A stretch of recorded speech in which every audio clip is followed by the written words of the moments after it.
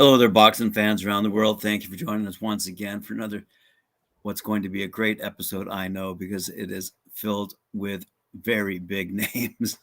I've never seen two lists of such great names, but here we go. Let me just introduce Kristian from Boxen247. How you doing? All good. All good. All right. Listen, yourself? I'm doing pretty good. Very good today. Ooh, Yes, good. very good. Yes, I just got off a big meeting with an investor, and it's great news on our part, and will help us grow our business. Good. All good stuff. But getting back to our news of the day, episode number 19, the 90s versus the current heavyweights. Who would win? I couldn't believe it when I got in the door and I saw that. I went, wow, what are we gonna... So listen, this is who we're going to talk about. As of yesterday's list from SportBible, the top 10 these days, and I have to say, is Dillian Whyte still in that top 10. But anyway, number 10, Michael Hunter. Number 9, Luiz Ortiz. Number 8, Joyce. Number 7, Oleksandr Usyk. Number 6, Joseph Parker. Number 5, Andy Ruiz Jr. Number 4, Dillian Whyte. Number 3, Deontay Wilder. Number 2, Anthony Joshua. Topping the list at number 1, Tyson Fury. But if we go back to the 90s, according to the Grueling Truth, this is a beauty. Number 10, Ike Ibeabuchi. Number 9, Larry Holmes. Number 8, Mike Tyson. Number 7, Tommy Morrison. Number 6, Ray Mercer. Number 5, Michael Moorer. Number 4, George Foreman. Number 3, Riddick Bowe. Number 2, Evander Holyfield. Number 1, Lennox Lewis. So, where do we start? Can you repeat that second top 10? Because that was just music to my ears. Absolutely. That was just something else. And very refreshing as well, instead of the usual bunch of bandidos, which have been bounced around all the time at the moment. Yes. And my feelings on that exactly will be shed in a moment. Right on. So I leave this discussion in your hands. Where do you want to begin with this one? Well, the list, for a start, doesn't compare. Now, in many ways, in how they are as fighters and the resume as well. And a lot of people are very aware that over here in the UK, you have Eddie Hearn, who's always going about Anthony Joshua's resume for some reason. Now, being fair, that maybe the resume is good considering what is out there at the moment and what is out there as such he has effectively faced. And the resume is a lot compared to some of the other fighters, but it is a poor resume. It is people that have never beens, has-beens, and if it was, I think as we said this yesterday, if it was a good name, there was an if, a but, or something about it. Usually it's the case of they're very old. Now, as much as, and this is something that just sprung into my mind now, as I mentioned the words of very old, how a fighter in the 90s went into an elder or a regarded elder age and was able to compete at a good level is absolutely astounding. You know, first name, Larry Holmes. Okay, he come back, in 1988 to fight Tyson. He put up a decent-ish struggle. So how old was he then? He was 30, about 38 in 88, roughly. 37, 38 anyway. He had the 2 losses only to Michael Sphinx. He was 2 years out the ring. He put a stiff challenge. He lost by a devastating KO. And the funny thing is that everyone back then assumed that, for a start with Larry Holmes, that was going to be it for him. That's him, done, dusted, off into the sunset he goes. But no, there was a bit of time which elapsed. He came back in, I do believe, 1991. And I remember the opponent well. It was somebody called Tim Doc Anderson, who's currently in jail at the moment for a very long story. And actually, it's a book that I recommend to you, Graeme, and anybody out there. If you want to read a very good book about donking and everything that was going on in the early 90s with Burt Cooper, with the American football player Mark Gastineau, etc. And there was a huge story of fight fixing, of drugging, of murder, it's called Year of the Locusts. It is a book which is astounding. I'm going to have to read it again. Great read, the way it's written, but the information and the skullduggery that came out, which completely makes sense. It's not the case of like a book you read and like, no, that's not. No, this was, and it fitted in with everything that was going back then. It was because there was a lot of things going on. fighters taking dives so that Mark Gastineau could remain unbeaten, so that they could arrange a fight with him and George Foreman. There were so many things that were going on. Everything just led to murder. That's Yuri Locust. Right, back on track. Larry Holmes. He came back against Tim Doc Anderson, and he went on. Let me just get my thumbs and fingers out. He went on roughly for another 10 years, because I think he retired in 2000, with the last fight being Eric Butterbean Esch. But he went through. He went for the world title twice after in his 40s. That was against Evander Holyfield and Oliver McCall, both close fights, both obviously going to the distance. But he even fought to a very good level and only beaten what was regarded as the time as the best, and never by knockout. It was only on points. People like Denmark's Brian Nielsen and so on. And it was great to see that how he was in 2000 when he retired at age nearly 50, whatever it was. It might have even been 52. I should have checked. But he left the sport on a high with a win over, a bit of a dodgy opponent, but Eric Esch, Butterbean, that is still a name. Now, that was Larry Holmes. He then had Evander Holyfield. But bearing in mind, Evander Holyfield was regarded as washed up, over the hill, used goods after the first, the first Bowe defeat. So that was back in 1992. He came back. He hooked up with Manny Stewart. He was regarded as done, washed up, all the rest of it. He had a points victory over Alex Stewart. You then had him go into the rematch with Bowe, the good old fight, the second one, where you had the, what do they call it? The fan man, which was the chap on the paraglider, enter the fight midway. God, what a thing that was. I remember watching that live. Crazy. And get somebody with, if you've never seen it, just put Holyfield Bowe to put Fan Man in there, and you'll see this power. Was it a power glider? A chap with a parachute, and he's got a great big motor on his back. And yes, he landed he didn't quite get into the ring. He went into the ropes and then went back. And then he had a load of fans, I think, kick the absolute hell out of him before the police got hold of him and escorted him out. But as far as crazy things in the ring, that was one that will right up there, absolutely. But Holyfield, back to him and not the fan man. He beat Bowe. Bowe came in a little bit. He's sort of softer. He didn't train as hard. He then had obviously the third fight later on. But these quality names, Holyfield went on, and he went all the way through the 90s, even to the point of he retired in 2000 and it's either 2009 or 2011. The last fight being actually challenging for a world title. No, it wasn't. He fought after that. Sorry, it was against Franz Botha. Bit of a sloppy fight. It was an awful display by both of them, but Holyfield was way, way, way gone. But still, that version of Holyfield at late 40s, whatever it was, could compete at a high level. He even went in with Valuev, the WBA champion at the time. And as much as Valuev had twice beaten John Ruiz. Yeah, David Haye finally beat him in the next fight, but he was still, a champion, a bit of a laughable one in some respect. But he put a lot of people away. You look at his resume; it's actually not that bad, especially if you compare it to people now. Just had to get that one in, of course. Now, Holyfield went in with him, and that was probably something like second to last fight, is right at the end, and he was robbed of the decision. There's no way that he lost, but I don't know if they did it. They're trying to get him out the sport so he didn't carry on. A lot of people were accusing that, much like when Muhammad Ali fought his last fight against Berbick, where he did really well, but the decision went against him. Even if it was a very close fight, a draw would have been good. But a lot of people said that Ali won that fight. Berbick got the decision. There's possibly, without jumping on some bandwagon of conspiracy, that they give the decision against them to try and get them out of sport for their own good. Maybe, maybe not, whatever. The point is that fighters from the 90s, they could go through to a late age and still compete at a great level. Fighters now in their 30s are struggling at elite level. And as soon as you reach approaching 40, unless you're Luiz Ortiz, that when you're 42 or 52, whatever, or somewhere in between, he fights at a high. No, he doesn't actually even fight at a high level. Who's his best win? The best win is going to be a 9th round KO over Bryant Jennings. What the hell? He hasn't fought anybody. He's lost twice to Wilder, stiff resistance. But he's one of the top contenders, in every top 10 that you will read out from now. He's fought nobody. Wilder, in all those defenses, really, he has fought nobody.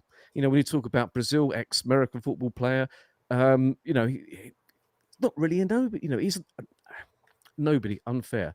Okay, let's get real with this. The level then is nothing like it is now. The way they box now is not like how it was then. They're not fluid. They're not. It's crazy. Now, I had in the background playing earlier on. It was highlights and the surrounding circumstances of the Tyson Douglas fight. And as much as Buster Douglas, okay, he beat Tyson for his first loss. He lost it in his first defense against Evander Holyfield.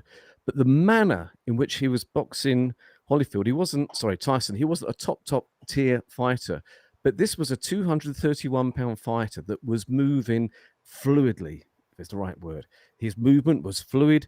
And a lot of the heavyweights then were. And that is the difference. It's one thing having 6'6", 6'7", and being slightly robotic, or if you're lighter, a bit of a boxer, but they just don't punch. They don't move in the same way. Okay, let's take Fury out of the equation because he is, in a class of his own. Go back to yesterday's discussion. He will, stand up to anybody in history, especially the one that went in with Klitschko, that would possibly outbox anybody, any generation, whether it be Ali, whether it be Tyson or Holyfield. He has a chance with anybody. But the fighters now are just nothing compared to 10 years ago. What do you think? Sorry, of the 90s, rather. What do you think? I have to wonder, given your insight and what you've just said, whether money has a factor to play in the longevity of the careers of those boxers from the 90s. They weren't making as much, as you eloquently pointed out. Some of the managers and agents were making a hell of a lot more than the boxers themselves, keeping them in the game a lot longer, possibly because they knew these guys would fight regardless of the outcome. So I think today's battles are changing considerably, and you get a lot of guys moving up the ranks relatively quickly. Now, there is a bit of a deadlock, but they're making a lot more money as boxers due to pay-per-view than the guys back in the 90s were when Don King was writing checks. So or not. I have to want, pardon me? Or not. Right. So I just have to wonder. Speak to Tim on that one. Sorry, yeah. No. He's pretty honest. He's pretty blunt about his relationship with Don King, for sure. Anyway, but that's what I'm wondering. I'm wondering if it's not that it's easier today to make money, but let's just say Deontay Wilder got into the game to provide medical bills paid for his daughter. Okay, let's just say. And now he's fought X number of battles. He's won X number, lost X number. But he's made enough money. He can quit. He can retire. And how old is he? Could he keep on fighting for a few more years? Absolutely. But does he need to? No. Should he retire because of his health? Yes. But that's another matter. There are plenty of examples out there of current boxers who make a ton of money right now who retire probably earlier because they don't need the money anymore. A good one might be Tyson Fury, quite frankly. He could probably continue boxing if he really wanted to, but A, does he want to? And B, I think there's a story out there where he gave away his first purse winnings, £8 million, to the homeless. So I don't know. There's no proof of it. Apparently that was offered, and I'm just going to go by what is known. He's been accused of not doing it, and there's been no information to show that he did. Leave it there. It's apparently he didn't, but that's an apparently. So there's, I don't know, like that. There's my simplistic view of longevity in the game, comparing the 90s fighters to today's fighters. And I think money has a lot to do with it. Tim Witherspoon, for example, continued to fight because he needed the money. And I'm sure he can give us a long list of names of fighters that aren't on any of our lists who fought well into their mid-40s because they needed the money. However little it was, they needed it. They weren't on social assistance, although fighting in a fight back then might have been called social assistance, but they weren't getting the money that these guys are getting today. So I just have to wonder whether you're seeing a different class of fighter today because the money is available to them, whether they win or lose. They're going to make a lot of money. Whereas back then, that's why you see Who's that chap coming up who's got the 77 victories? We were just talking about him yesterday. The guy who's returning to the ring got 77 victories. I said, wow, that's a long career. To amass that kind of number of victories. And yet he's entering the ring as part of some celebrity challenge or whatever. But the point of the matter is you don't see fighters today with records of... Oh, James Toney, yes. Yep. Oh, there we go. James Toney. So you don't see guys today with records of 77 wins, 20 losses, and 3 draws. You don't see that today. So I just have to wonder whether it's money, Well, to put it into context, because I do agree with you, a top fight back in, a lot of the fights were very much 15 million, 10 million back then. There's none of this sort of 60 million for Fury, 40 million for Wilder. That's not heard of. To put it in into context, where I'm going to be exact with the information, Tyson versus Sphinx. Now, Tyson got 13 million for that, and Sphinx, I do believe, got 9. So that was 1988. And that was a big fight. That would be the same kind of magnitude as the Fury Wilder fight. So with interest and all the rest of it added on, what do you think? But ask yourself, like, how many of those fighters who made that kind of money were able to retire comfortably, retaining X amount of income? At their early 30s, mid 30s, absolutely, completely agree. Yes. Right.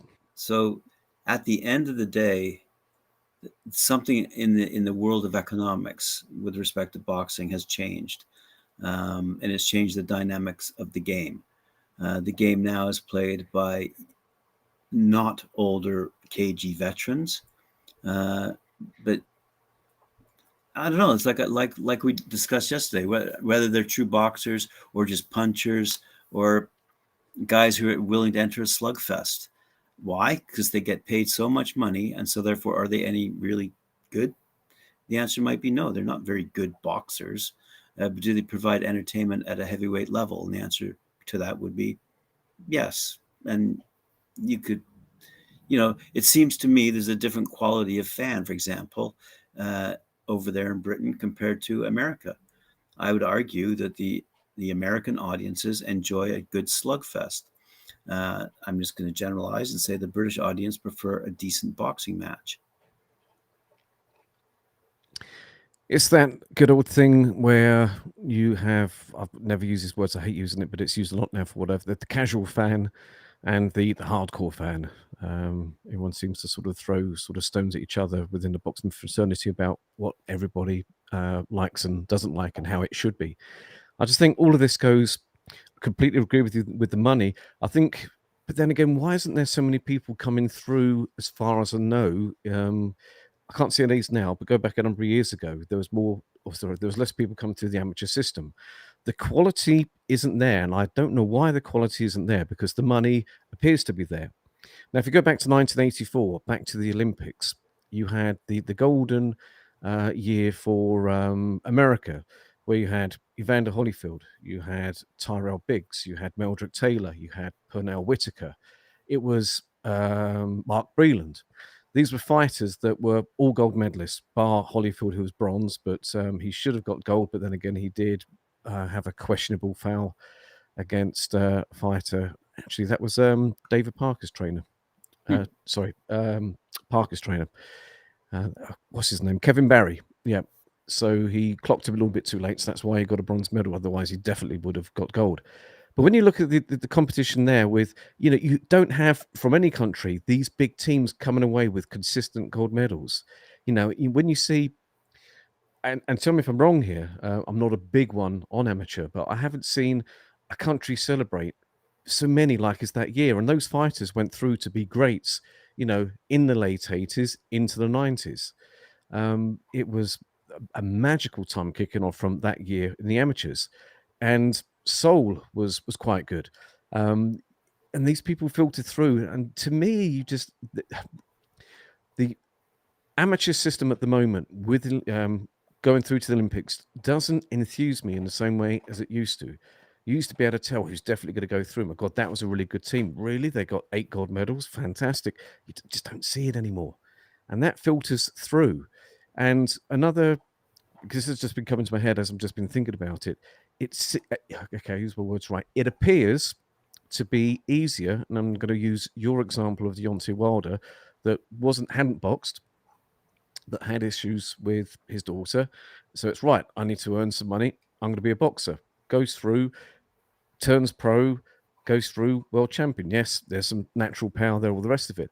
But it appears at the moment, for whatever reason, that you can get into it quicker, easier. The same thing with Anthony Joshua, another example. Yes, okay, there is an amateur background, but he joined, the amateur system as a boxer very late, and that's why he improved greatly, from his pro debut, because he was actually learning on the spot through to obviously becoming top tier of now. It just doesn't ring the same. It's not the same as what you had back then in the 80s that filtered through into the 90s.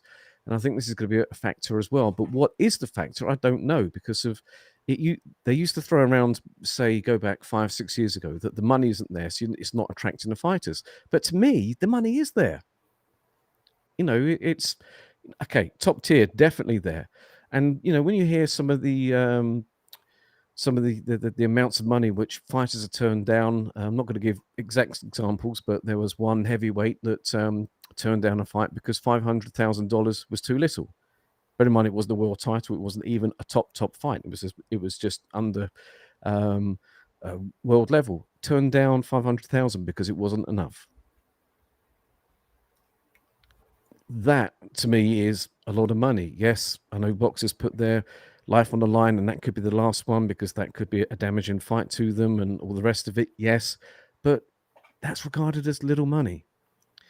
Fighters would fight for that before, and it's as if this is just what's going through my mind as I talk about it. I don't know if it's a spoiled period of time. There seems to be, because there's all these stories going around at the moment with Michael Hunter that turned down a number of fights. He turned down an IBF eliminator with Filip Hrgovic. There's been a number of fighters which have turned fights down. Now, I know a lot of them are trying to keep their record because of what's going on at the top, and as per the discussions that we've had leading up to today with, they're waiting because it's clogged at the top and it's filtering down the system and down the rankings of the fighters.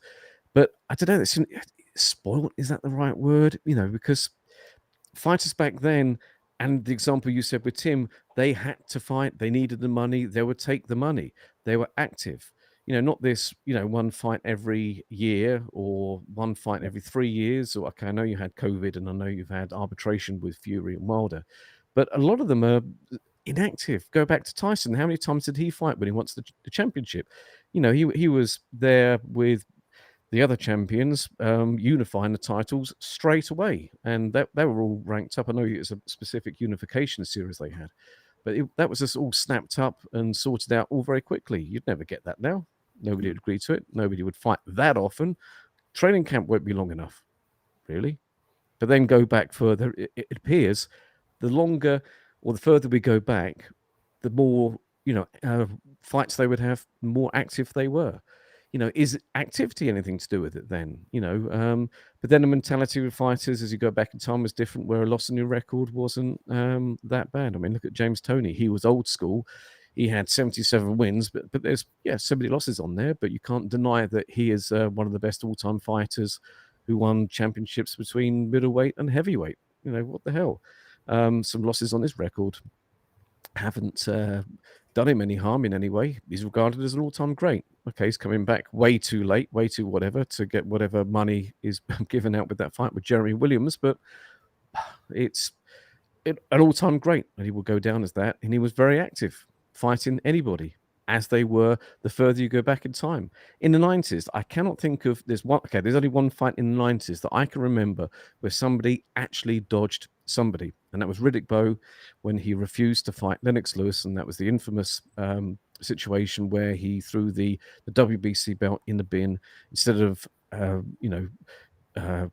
fighting Lewis, defending the title. Then Lewis obviously went with Razor Ruddock for the vacant title as such. No, it wasn't actually. It wasn't a vacant title. They had an eliminator prior, but because Bowe ditched it, he was then upgraded because he was then going to be the mandatory after that. Right.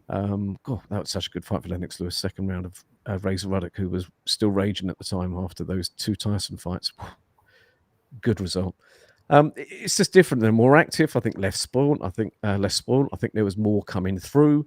And I think that is why you had better fighters then compared to now, where it seems to be sort of selective. There's less coming through. The money is there. I remember it was about 5, 6, 8 years ago. They said that the money wasn't there. And so there was, I'll have to go back and find out the exact stats and everything else. But this was the general consensus. Well, if it was then a few years ago, it certainly isn't now because there's a lot of good paydays out there. I don't know. Am I wrong? Right. No. And the added equation here is, you had fighters fighting in the ring for those in attendance versus today, fighters fighting for an audience they can't see or hear. And you have to wonder whether there's a tangible level of excitement or adrenaline rush for those fighters back in the 90s and any era into history, fighting in front of a crowd. Is it that exciting that it keeps them in the game longer because they live for that rush, as opposed to today where they don't really hear it? I'm generalizing, but I'm just thinking to myself as you're talking, that is another intangible there. These guys don't really walk into a ring with screaming fans, especially during COVID, past couple of years. But they get a huge paycheck out of it. That's the funny thing, in terms of a reversal of fortune, so to speak. But yeah, I'm thinking along the same lines here. Like back in the day, you had fighters who lived to fight and wanted to fight and enjoyed fighting.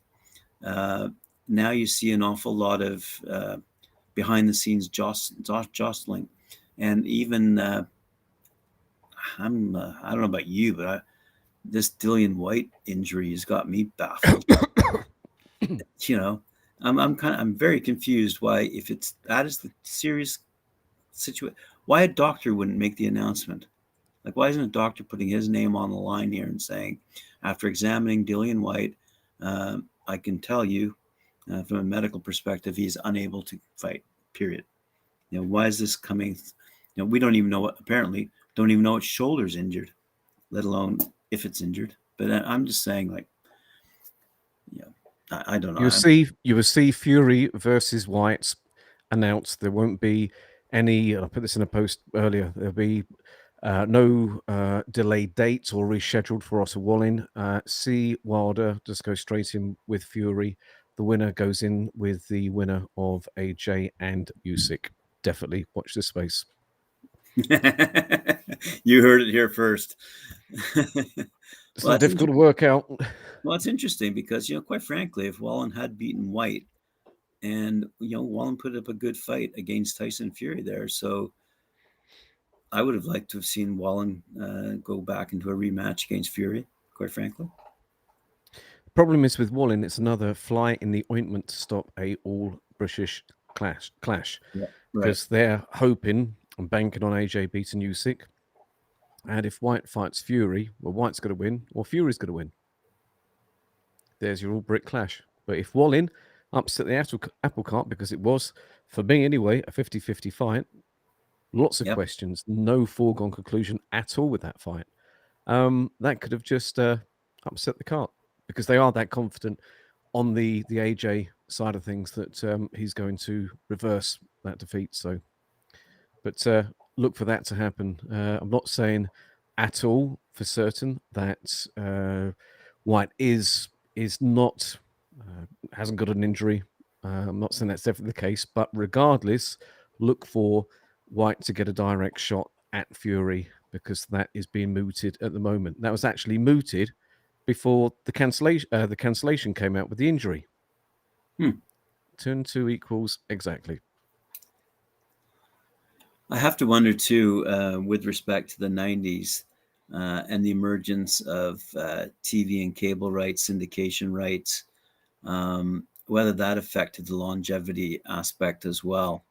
There was greater demand because the television, the broadcasters in America especially, had, I think it was called Friday Night Fights, and you had to have big name clashes. So, younger, lighter fighters weren't going to attract the same attention or draw the same audience as two well-known heavyweights. So having those well-known heavyweights, the Larry Holmeses of the world, they were a big draw on television back then. Some young heavyweight would not have that same drawing power. So I wonder if that would add to the milieu of reasons as to why their careers were much longer than the careers of heavyweights today, it would seem. And I think what I'm about to say will fit in with what I was saying and what you were saying. It's as if, and this obviously doesn't apply to everybody, but I think with maybe a number of, whatever, that it is more treated as a business now, as opposed to doing it because you wanted to be a boxer, because you wanted to be heavyweight champion of the world. Right. I think that has changed, and that therefore the knock-on effect with that going backwards from the beginning as an amateur, more amateurs going through, the amateurs being more. You'll end up with the Olympics. It's going to be harder to get there. You're going to get better quality amateurs coming through. That's going to then flow through to the professionals. I just think the mentality has changed. It's very much a business now. One example, fair play to them because the two of them have earned a lot of money, but with Eddie Hearn and Anthony Joshua, he's okay. He ticks all the boxes as a media darling. With all the rest of it, he's probably worth 250 million because of all the endorsements and everything else. He ticks all the boxes. It is a business. AJ is a big business. Well done to Eddie Hearn for doing that. But that's not how it sort of was back then. It's just the attitude, the mentality, whatever. It's completely different. And I think fighters now are, not all of them, but a lot of the fighters now are just, it's a different mentality that it was back then. I'm sure Deontay Wilder at whatever age didn't want to be a fighter, but as you said, the very good example, he had to. And it's a good way if you're physically gifted to earn good money. He did it, and he's earned very good money. So, yeah, I think that's what what I was saying and what you were saying sort of combined together. That's one conclusion I get from that. Now, with all this in mind, do you think all the fighters back in the 90s would have beaten the majority of the fighters now? We know the resume isn't as good, but taking the resumes out, taking the fighters purely as they were, even if they're untested because they haven't fought an elite fighter, just going on potential, how do you think, as a general thing, the fighters would have fared against today's crop? I think today's fighters rely heavily on, I'm going to use the word to embrace a lot of different factors, but they rely on technology.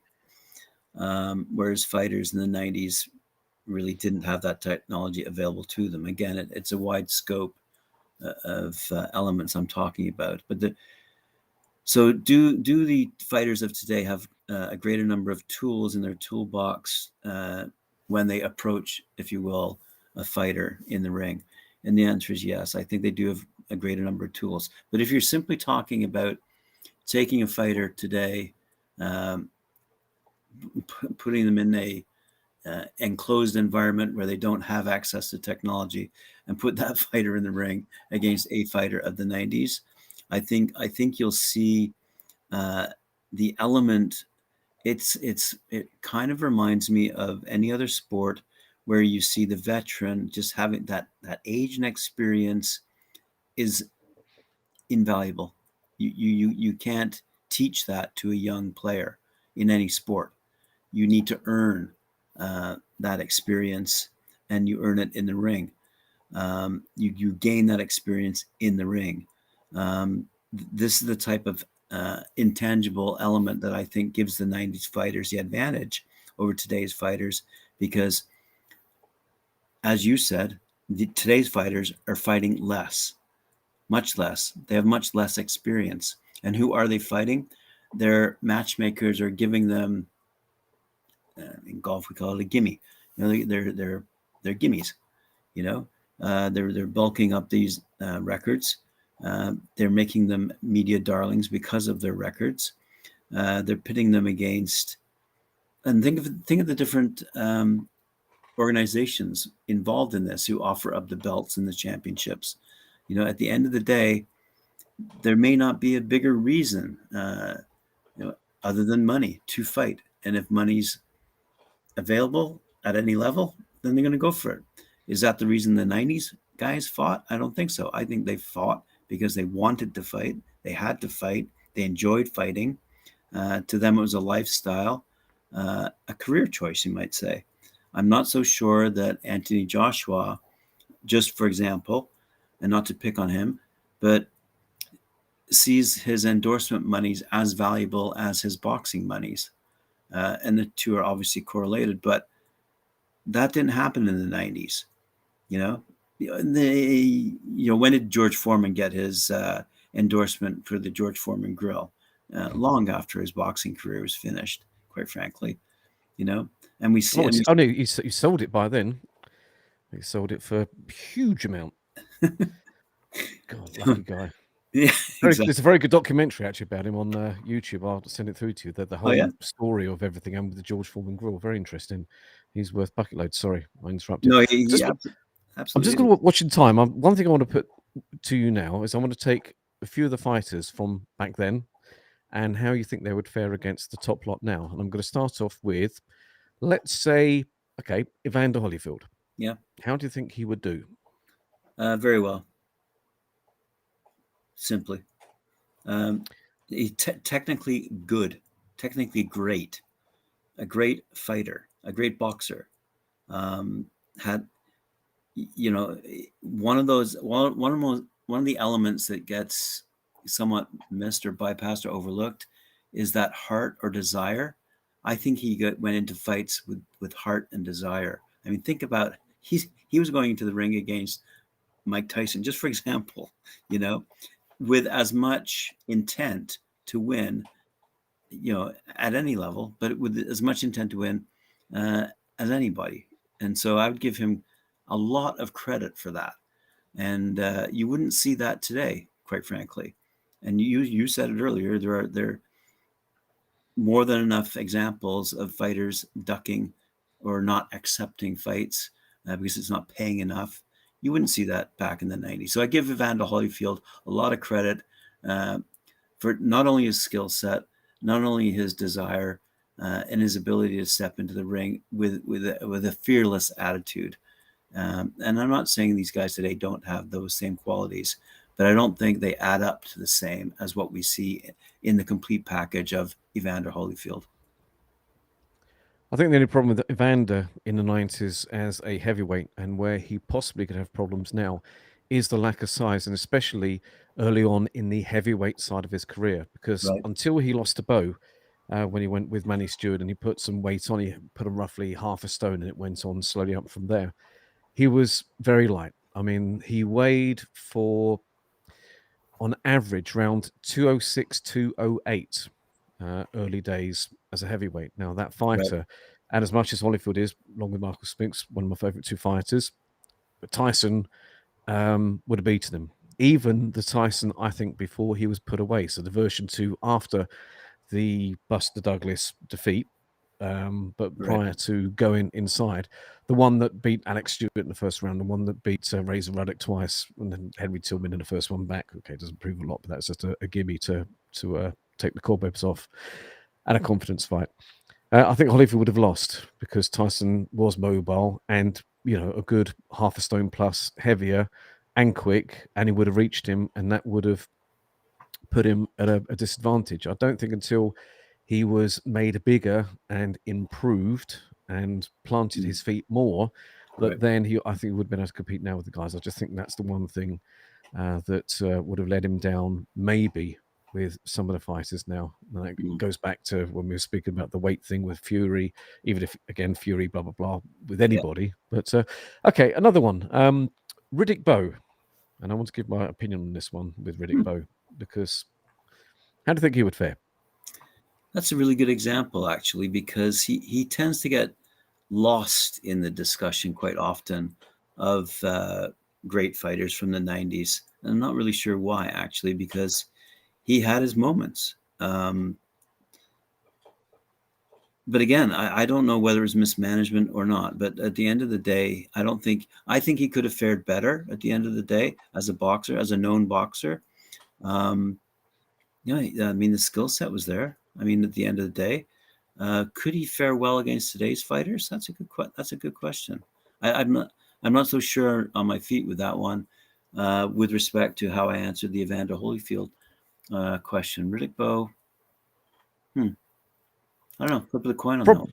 Problem with Riddick, and this is why I wanted to particularly bring him up, is that, again, it's somebody, I think, that it's that case of you can imagine him just on potential, because, yes, he had a good career, talking about it on the surface, but when you look deeper into it, he was possibly, how can we put this, flattered by the three Holyfield, or the two out of the three Holyfield victories. He was, I think, Bowe was a B-plus fighter, and all that happened in that first Holyfield fight was the bigger B-plus fighter beat the better but smaller A-minus A fighter in Holyfield. The size just made the difference in that fight. Okay, lost the second one, and you knocked Holyfield out in that third one. Was it 8th, 9th round, whatever, after actually being on deck. But the problem is with Bowe is that he missed, and he did not go for that fight, and he trashed that WC belt instead of fighting Lennox Lewis. And that will hurt him forever. That's the biggest mistake he made. Right. Because apart from that, when he won the championship from Holyfield, he had two defenses of the title before he lost it to Holyfield. And that was the first one was Michael Dokes. Actually, it was definitely these two people. Which order it was, I can't remember, because they were done quite quickly. And at this stage, no hopers. You had Michael Dokes, that was way past his best. Yep. And you had Jesse Thunder Ferguson, who was just sort of fringe world level, and by that time, way past his best. He only got that title shot because he beat a very under-motivated Ray Mercer.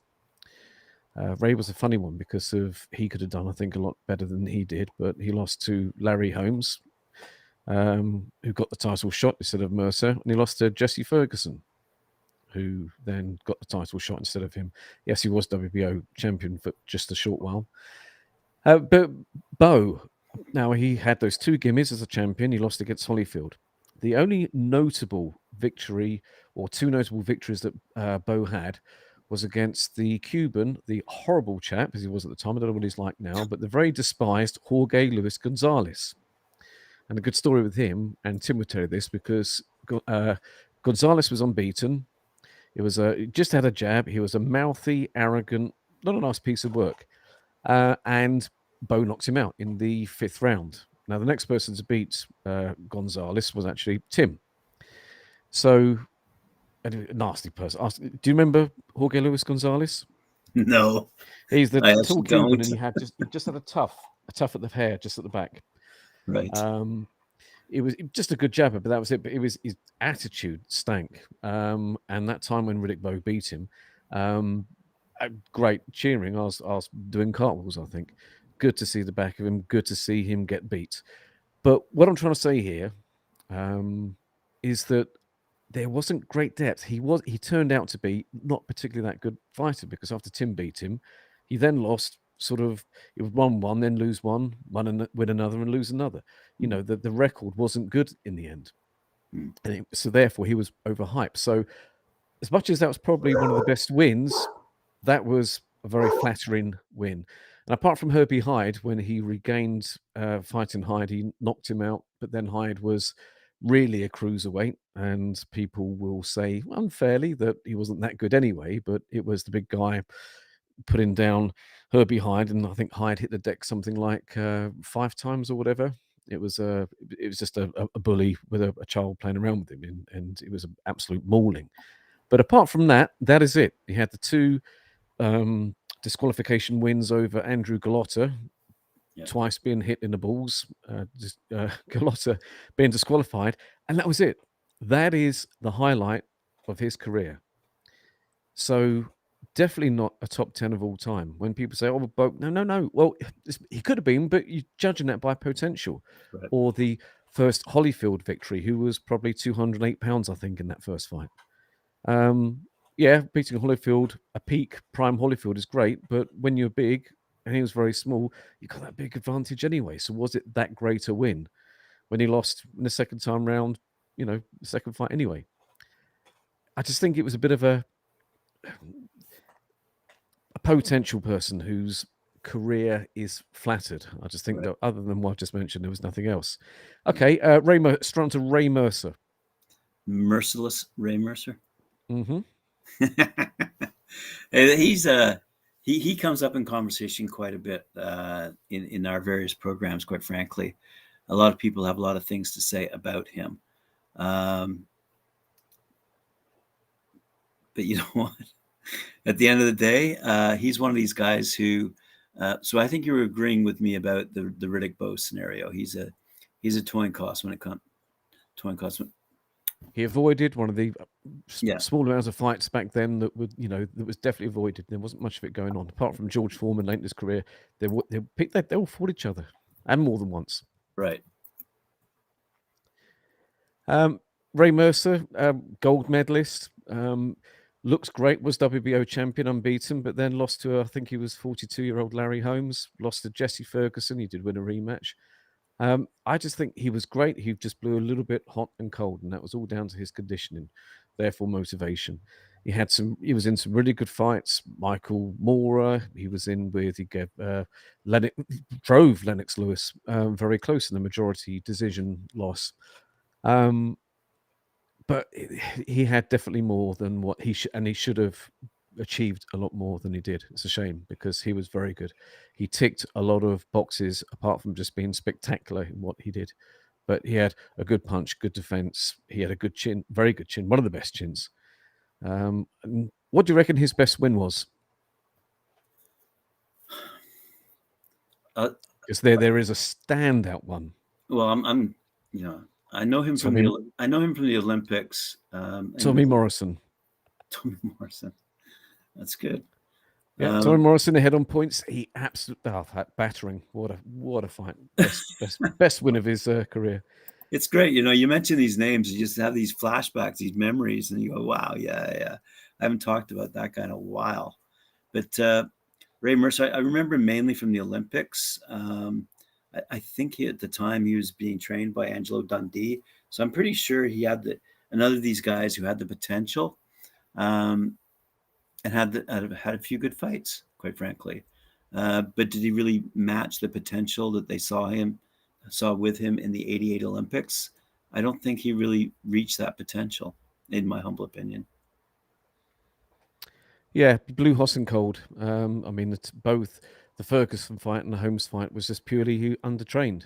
It's not the case of he gave it his all and he lost. No, he came in out of shape because he assumed it's going to be a gimme and he lost. But he would have a bad... it actually did him a favour because a lot of people then would take him on expecting an easy fight. Oh, this guy's lost an old Larry Holmes and Jesse Ferguson. And he'd land up putting a hell of a fight in. There were so many good fights he was in. But, it was so close with Lennox Lewis, a majority decision, very close points loss in a very good fight. Very good one. Same thing with Holyfield. Some people say that he was robbed. I think it was fair that Holyfield got the decision. Just another close one. But if he was motivated, it was good. If not, not so good. Who else from back there? Who else stands out? One of your favourite fighters from the 90s. But just going over to the original thing with how they would fare today. Even if, for example, Mercer is not one of the best, but more of one of the marquee names from that era. Stick him in with any of them now. I think that he would probably beat all of them. Okay, let's take Fury out. I could see Wilder definitely beating Wilder because he'd be able to take what Wilder's got and dish it back.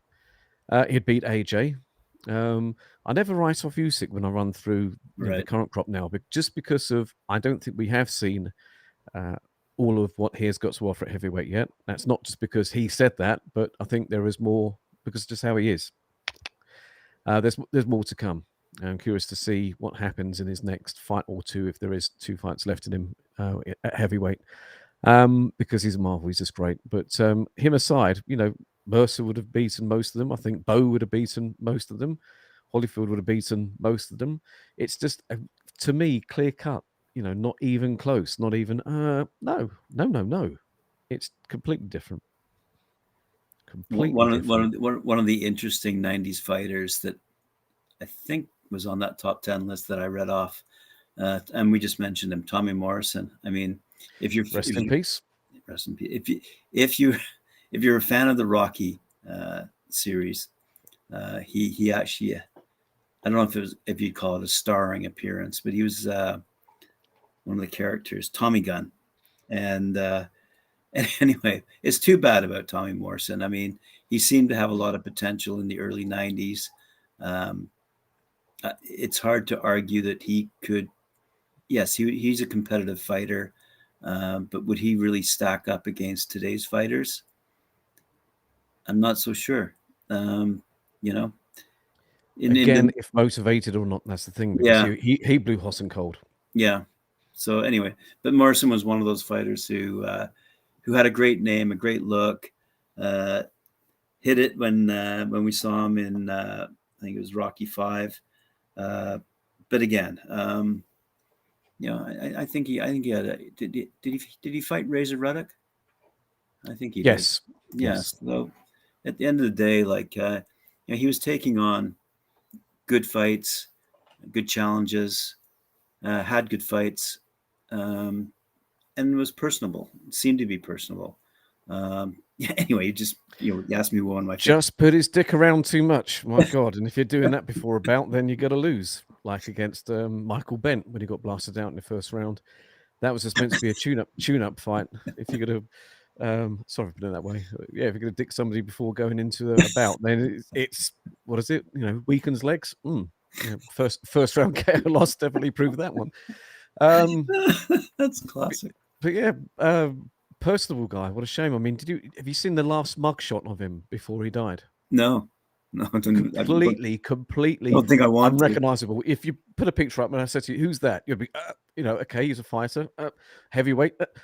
I'll find it. The last one before he died. Wow. And I put it up with. I was in this group at the time. I actually put it up in front of everybody and said, "Hey friends, who's this?" Nobody got it. Nobody. Wow. No, a lie. One did. Sorry. Yeah, it's in the picture. Mess. Shame.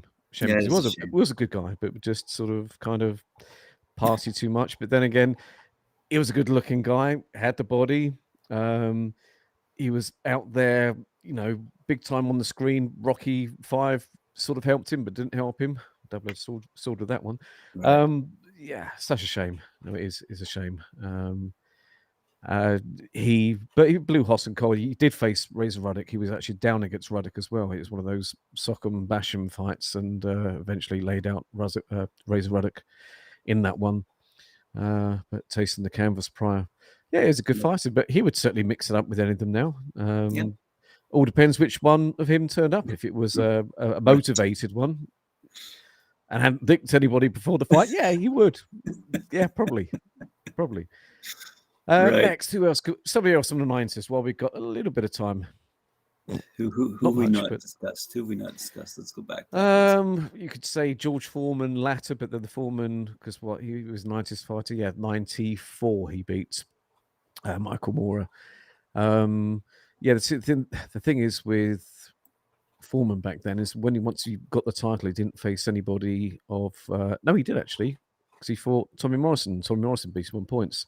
Very well, actually. Morrison, that was the most disciplined fight I ever saw Morrison have, in which he did, because he wasn't the usual heavy-handed going for the KO. He was going for a points victory, which he got. And poor Foreman's face after that, it was an absolute bloody mess. But you had, who was the final person to beat him? That was Shannon Briggs. But you had a lot of defenses after that Morrison loss. You had people like Andrew Greeley. You had the German Axel Schultz, former title challenger. But they were pretty hand-picked, mediocre fighters. And that's why I say, apart from Bowe, who dodged Lewis, the latter Foreman fights, they're the only fights that were sort of fighters that actually avoided anybody. Apart from that, there was not anything on any great scale because money was never really an issue, and they just wanted to fight, and they did fight. It's just a shame. I like it now, but the 90s for me was something special. Yes, the 80s was good. I'm lucky to have picked it up. Just trying to think the first. I was there just at the tail end of Ali's career. I remember seeing, obviously, the Sphinx fight. I've got memories of the second one. Obviously, Larry Holmes and the last one with Berbick. The 80s were great, but the 90s were fabulous. Well, Really was. the one fellow who we haven't talked about, who has, I'm surprised they haven't made a movie of it. Good old Ike Ibeabuchi. Yes, who wants to make a comeback? Yeah. Yeah. What a potential he had. Yeah, 20 wins. What was it? Until walking into an underage girl? Yep, roughly. Something like that. So he must have been a bit crazy on the outside. But boy, what a record he racked up there. Undefeated. I think he had 50. The mauling of Chris Bird. Oh, not many people do that. No. That great fight. We had a great fight with David Tua. That's right. Yeah, what a fight that was. So so he had a lot of potential. I mean, ticked every box. Yeah. Great chin, speed, power. Reasonable size on him compared to the fighters now. Against somebody, take them from them, put them in now. Absolutely, hell yeah. And that's not just on potential. From what you saw against the Tua and the Bird fight. Hell yeah. How's time for you? I think that's about it. Yeah. Conclusion: 90s fighters all the way. Unless it's an unmotivated Ray Mercer or Tommy Morrison that put it about, especially before a fight, whatever, they all would have prevailed without. I think, apart from the exception of Tyson Fury against anybody, anytime, anywhere, all the way for me, in my humble opinion. Good stuff. Great episode. Thanks very much, Kristian. Appreciate it. We'll see you tomorrow. Yes. Yeah, absolutely. See you then. Take Cheers. care. Bye-bye now.